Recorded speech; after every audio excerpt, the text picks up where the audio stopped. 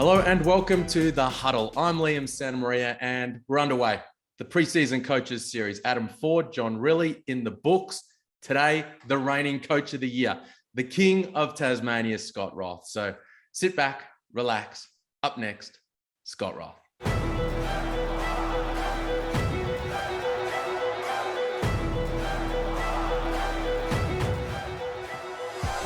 Coach, how's it going? Good to see you, mate. Everything's great. Rejuvenated and happy to be back in Tasmania. I got back about 3 weeks ago, and I'm super excited for the season. It's a Sunday in Hobart. It's Salamanca Market, I think, is Saturday. What happens on a Sunday in Hobart? I go to my favorite place every morning, Retro down there in Salamanca, and get my iced mocha and start my day that way. And it's Sunday here. I'm in the office doing some work to get ready for the week coming up. And it's not just any Sunday, mate. It's a big one. Your wife's on the way. She's going to be here soon. Yeah. So obviously, it's been obviously well documented the last 2 years of how everything's gone. And so she'll be landing today, this afternoon. And it's exciting because she'll be here for the next 5 months. And my daughter will come in at Christmas time for the holidays. So yeah, my world's all back together, which is great for me mentally going forward. And my wife's excited to get back into town. She loves Hobart, and it's going to be a great day. That's awesome, man. I'm happy for you.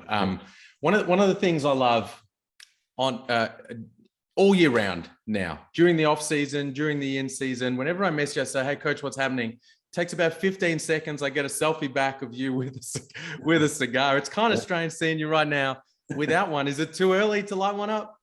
No, normally, I'd be honest with you, I probably would have had one by now, or I'd been out having a coffee if I was at home.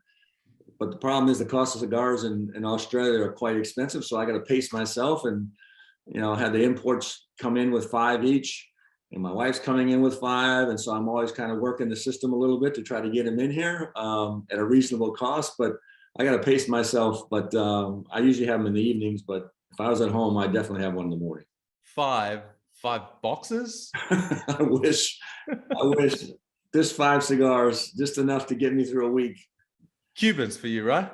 No, I'm actually a Nicaraguan guy. I love the Nicaraguan cigars. I have actually in Miami, where we're living now, is Jaime Garcia, and I smoked at my father's down there. And actually, when we used to play the Miami Heat, they would call me for my tickets, and I would swap my tickets to Jaime Garcia for his cigars. And kind of got a few boxes every time we went down to play the Heat when I was in the NBA. So it was nice. Nice. It's one of my favorite moments of last season. It was right before you guys started the semi-final series with Melbourne United. We caught up. We went to the cigar store in Melbourne, and then we went to the Docklands and we shared one, and we just talked life and basketball and everything. And then right after that, you guys did something amazing. Now, making the finals was an enormous accomplishment, but then you did what you did in the semi-finals. It's preseason. We're going to talk about the upcoming season in a minute, but let's just go back there. Yeah. I think what everyone will remember from the inaugural season of Tassie, outside of your playing group, was the Josh Adams shot in the corner. Up 3, a tick over a minute to go in game 3, and he knocks that incredible shot down. But when you think about that whole season, what will be the moment that you remember in 20 years' time? Holy smokes. There's so much stuff that happened that year. And, I guess obviously the first win was the biggest thing of just the event of having that season there, and the quick turnaround to have the season. And there were cats getting this building done, which no one thought it could get done. And just the momentum to try to get to that first game and then navigate COVID.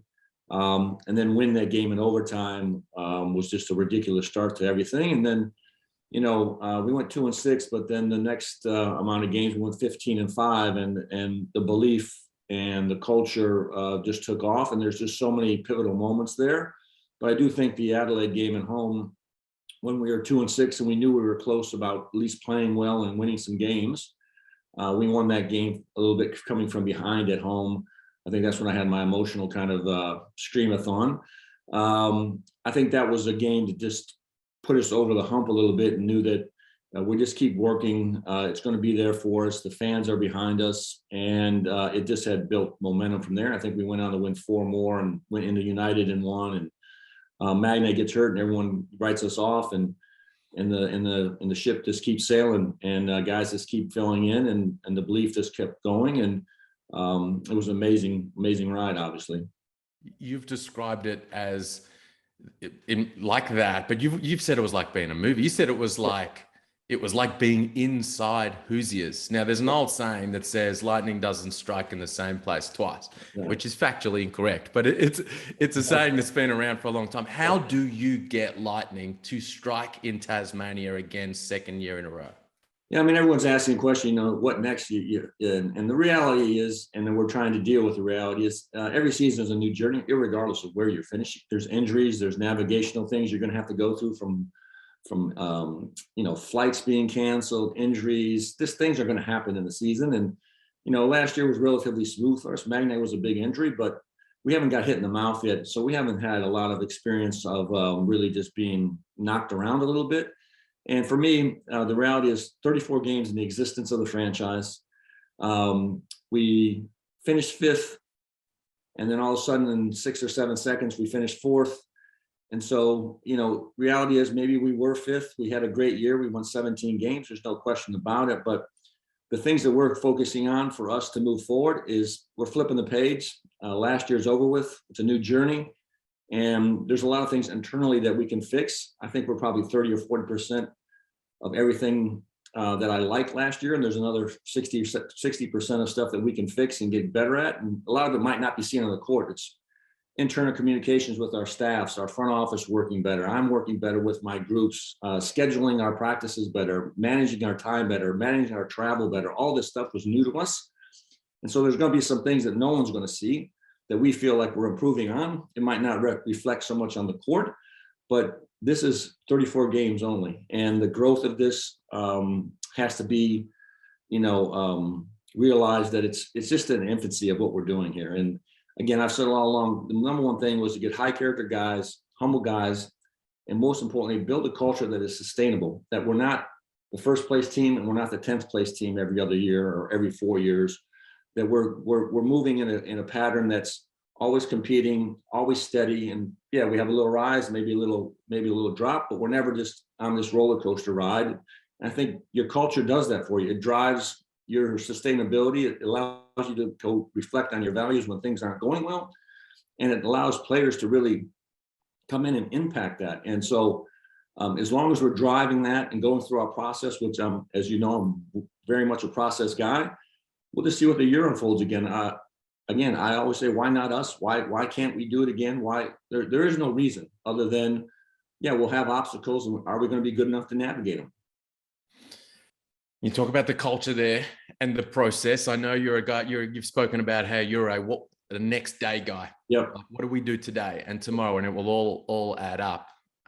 So with that in mind, that the first kind of week or so of practice with the new imports and everybody on deck, how has that been, and what's that look like?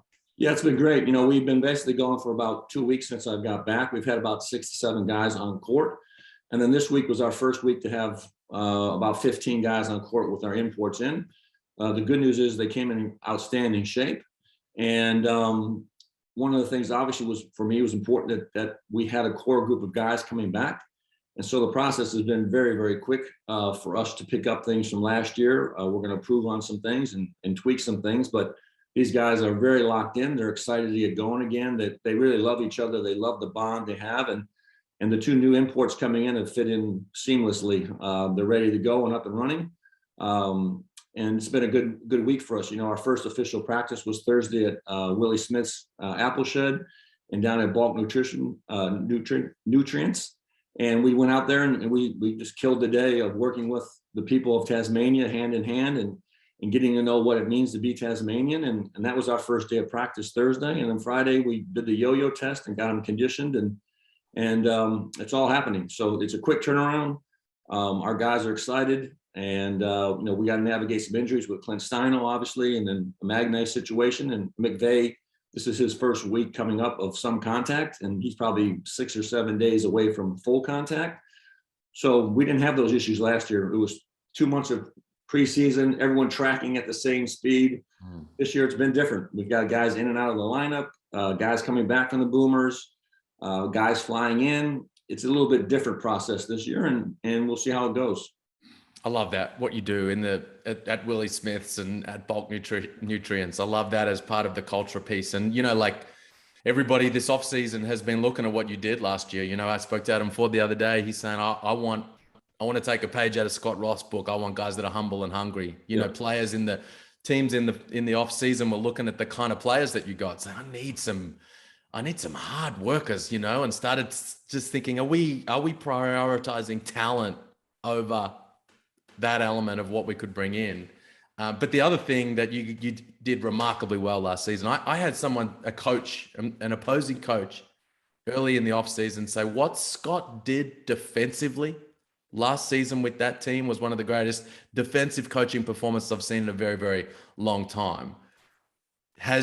Apart from the yo-yo test and getting in the orchid, on the court, is it all defense again right now? Yeah, our first practice was all defense, and our offense will be ahead of last year, which was behind last year. And again, if you just go back through the history of the league, especially the last 4 or 5 years, the teams that are the best defensive teams and can be in the top 4 defensively, they got the best chance to get to the finals. This past year, all 4 teams that were the best teams defensively were in the finals. And there's always an outlier, but that has to be your MO. For me, at least it is. That's just my nature. Yeah, I love scoring and high flying and all that. I'd love to do that and have a great defense. But for down here, again, what does it mean to be a jack jumper? What does that entail? And I think that's what I'm trying to build on here. When you think of Miami Heat, what do you think of? You think of nasty, tough guys down there, Pat Riley, grinding away, getting after you. I want the same thing here. When you think of the jack jumpers, you're going to think this is a defensive team that's going to come and attack you. They got tough guys that know the responsibilities. You're going to have to beat them. And you're going to have to play well to do that. And so that's what I'm trying to really build down here is an identity that can resonate throughout Australia, that when kids grow up or when you think about the jack jumpers, you think this. And it's the same thing in Perth. When you think of Perth, you think of tradition, winning, playoffs, 35 straight years. It's just there. I don't know how many teams actually have that identity in the NBL. I think there's a few. I want to be one of the ones that when people think about coming to play for the jack jumpers, they know X, Y, and Z. You're going to have to play defense. You're going to have to be tough-minded. There is no down here. It's accountability and sacrifice, and check your ego at the door. And let's see if we can do this together. Well, you've only going to have, really 2 key guys coming in that weren't there last season as part of that, right? Now you've got also Tristan Forsyth and some DPs and the like, but it's really Milton Doyle and Rashad Kelly that are coming into that mix. What have you seen from them in this first little bit? Well, the first thing is they're in really good shape, which is fantastic. Milt actually just got married about 3 weeks ago. So he's in here with his family and his 2 kids. And again, this is a family club. We got a lot of players here with young kids now, and Clint Steinel's wife's about to ready to have a baby. Kayla, Josh Majet's wife is coming back to Tasmania to have her baby in December. So this is a family-oriented, obviously, team. And so Milt fits right in with his family coming in here. He's quiet. Yeah, he's just a pro. He's very quiet. I think sometimes his body language throws people off because he's just kind of just steady. Super smart, can really handle the ball and pass it, and unselfish, and a very good defender. And then Rashad is, I think, going to surprise a lot of people because he's just another big kind of versatile player that can play the 3, the 4. I'll put him at the 5. We'll play small, skilled, very athletic. And I think he'll be a surprise. And again, for me, you mentioned it up there. I love to get the greatest players that are around that are available to bring them in here. But there's only certain kind of people, in my opinion, that fit in Tasmania and fit in this culture and fit in living in Tasmania. It's not for everyone. It's a hell of a place to live. It's very family oriented, but it's very blue collar. And you got to have some guys that have some grit and grind and want to come down here. And I'm not looking for the greatest players. I'm looking for what's going to fit for us and then drive that. And we're going to play, 11 guys, and we'll be pressing up the floor. And these guys fit right into that mode. And we'll share the ball, and we'll see what happens. You used the word fit about 3 or 4 times there. The fit with you in Tasmania is such a beautiful thing. You said recently, you've said it a lot of times. I heard it most recently on podcast with Chris Oliver, the basketball podcast. You said, it's taken me 58 years to find my sweet spot, to find Tasmania. True. What do you mean by that? Well, I think, you go on this journey and it's not always going to be smooth. And mine has not been smooth. It's been, a lot of humble pie, a lot of people saying you can't. When I was a player, they said you'd never be in the NBA. You're too slow. You're too white. You're not big enough. You're not small enough. You're fat, whatever it may be. They come up with every excuse of why you can't do something. And sometimes they're right and sometimes they're not. And you get knocked around. And I go through that process with my career. It's not a smooth one. I go from Turkey to Albany Patroons to the NBA to back to Europe. So I've been everywhere. And the coaching thing ended up being kind of the same thing. I'm with Don Nelson. I'm in Dominican Republic. I'm in Canada.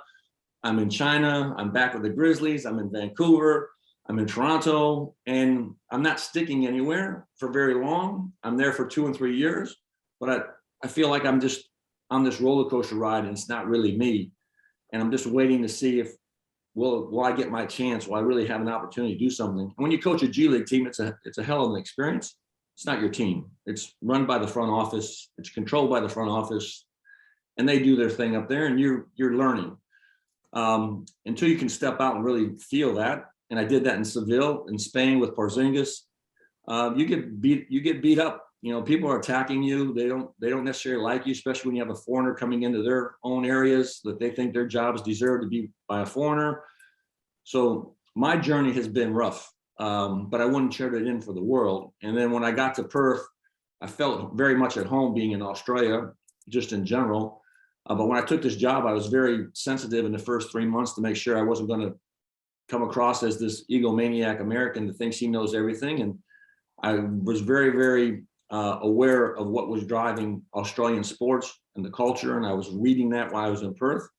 And when I got down here, the people just, open arms, my family and my wife and what I went through. And like I said, it took 58 years for me to just breathe and be myself and find my sweet spot.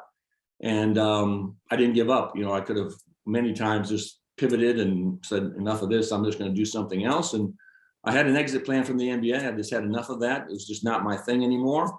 And I in that podcast, I mentioned my point guard, Eric Musselman, who's a coach at the University of Arkansas, who kind of went through the similar thing, but he was at the mountaintop in the NBA and came crashing down in 2 years, couldn't find a job and took a lonely assistant job at Arizona State. And next thing you know, he's now at Arkansas building an empire down there. So this place has been very special to me, and I don't know how long I'll stay here. Hopefully for quite a while. But when I leave, I'm going to leave a part of myself here, and that's not always the case when you get to coach. One of the things you said there was people always find things to pick on and pick at and to disbelieve. You've got the quote right there behind you from Theodore Roosevelt about the critics, but about the hard work in response. The NBL posted some preseason, way too early preseason predictions a couple of days ago. Got 10 people together, 10 knuckleheads who have no idea. I don't know who was involved in that. Only one of all 10 had the JackJumpers in the top 6 for this upcoming season. After what you did last season, Jenny Screen was that person. You feel disrespected? I don't even know that happened, first of all, until you just said it. And two, I could care less because last year they picked us obviously 10th. And listen, there's going to be a lot of good teams. New Zealand's going to be fantastic because they're going to win X amount of games just because they're at home. And all these other teams are reloaded. So again, that's fine. We don't believe that down here. We're going to play hard. We're going to push people to the limits, and we'll just see what happens. And you're going to have to navigate stuff. And we've only played 34 games in the history of this franchise. I think people got to wrap their head around where we're at. And maybe that's some of the reason why they're not picking us, thinking that we're a one-hit wonder. That's fine. But again, this island is made of underdogs and people with chips on their shoulder. And my number one goal is to come out and just be nasty and play as hard as we can and represent this place. And like I said, we'll go through the process, and where we'll be. And I know we got great competitors. I know we got great players that play their roles better than anyone in the league. And we'll see how it goes. When I saw that, I thought, you know what? I think Taswegians would that feels right. I think they'd be confused if they were getting love from the mainland. Yeah, I'll let you know. My whole career has been picked.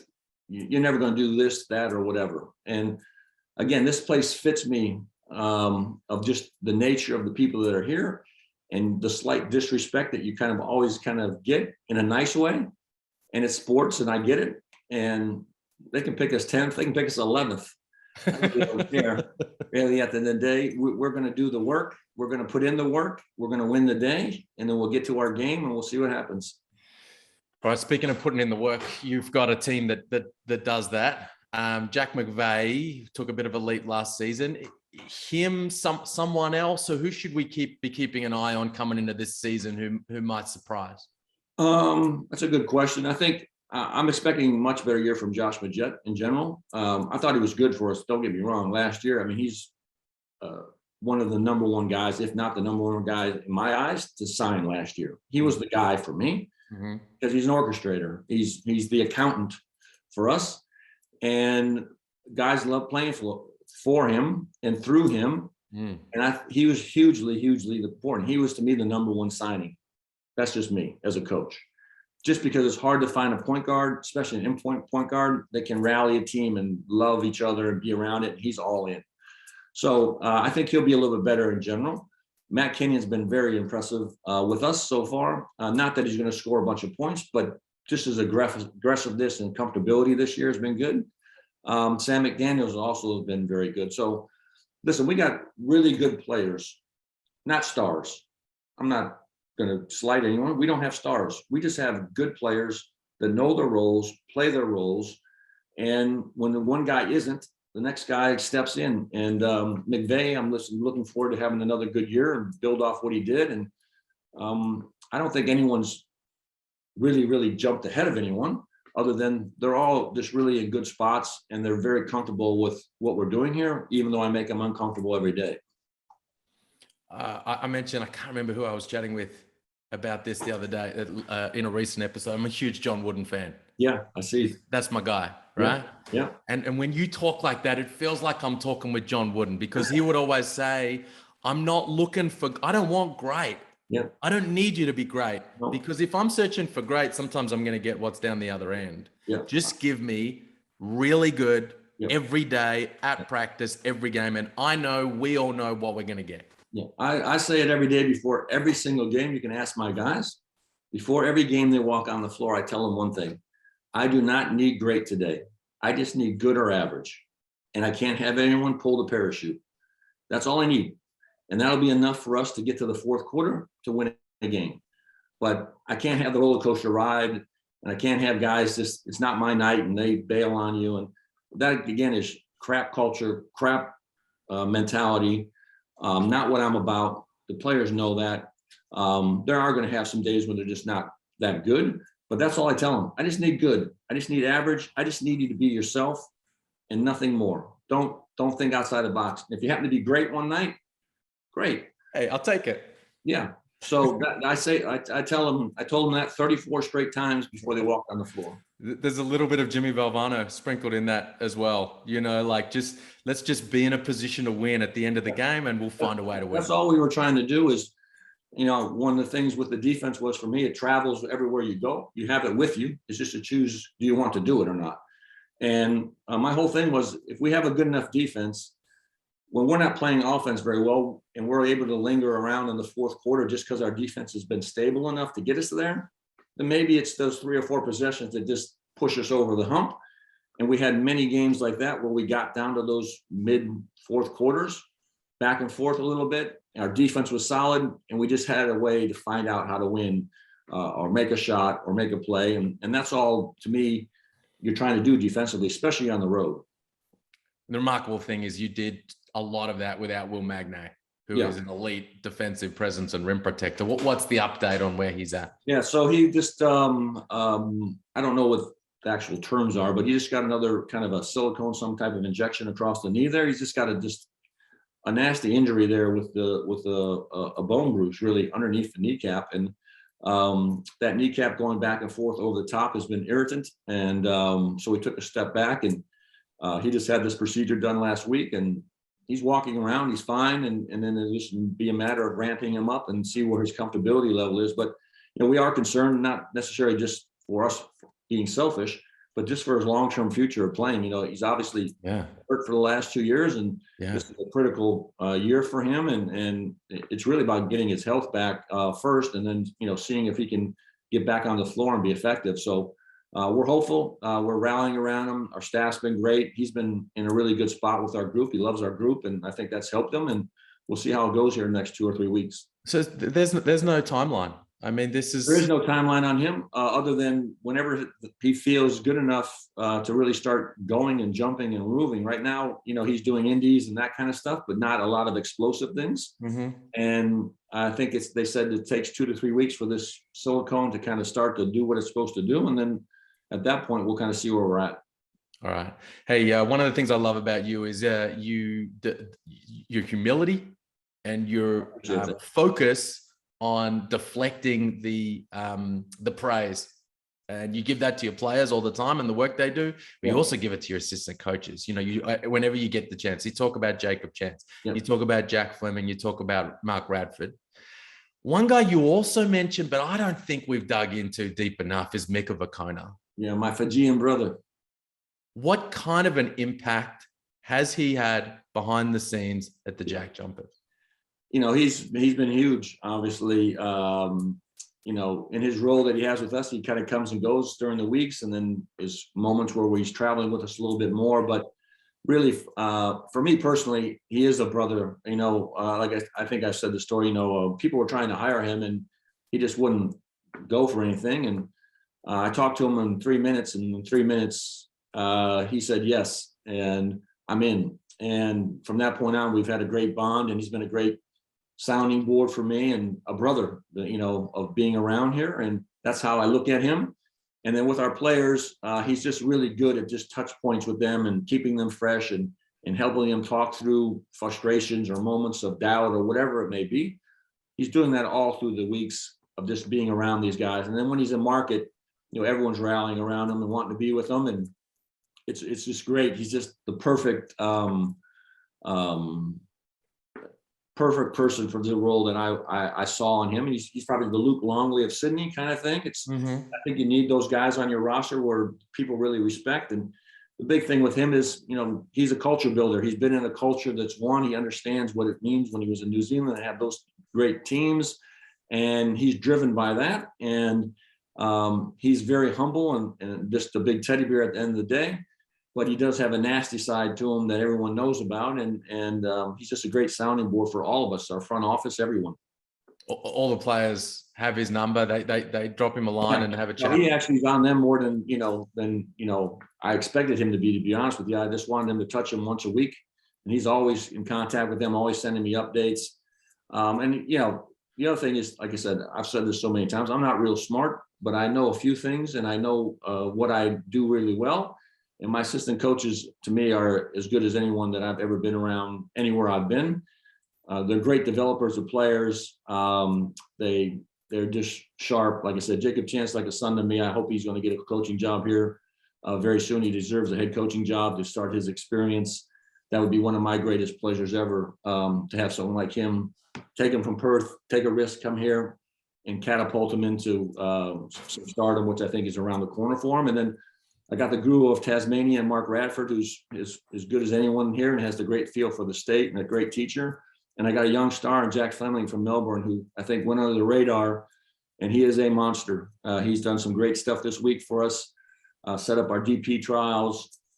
Another great teacher, but super smart. And I'll give myself credit in one thing. I found really good people around me, so I'll take credit for that. Hey, final question, because I know it's a big day. Your wife's coming in. You told me before we got started, you said, Liam, let's get started. I got ish to do. So last question. I asked you this around this time last year, but this is something that moves sometimes from year to year. What does success look like for the JackJumpers this season for you? Yeah, I think it's just sustainability and progressing and us being competitive and not taking too many steps backwards. Again, I want something that's going to be steady and growing. I don't want to go on this roller coaster ride. We're very, very lucky that we got to the grand finals. There's teams that have been in this league 6-7 years and have not even sniffed the finals or the grand finals. And we did it in the first existence of this franchise. So we have to be very aware of that, but we got to turn the page. We got to move on. We got to reload, and we got to get our aggression back. And the biggest thing that I've done since I've been back is make sure that we are not complacent, that this is not going to be just another year. People are going to come after us. They're going to attack us. They're going to know what to expect. And we have to be on point with our game and making sure that we're defending this island and making Tasmanians proud. Awesome, man. Good luck with it. Appreciate it. Thanks for the chat.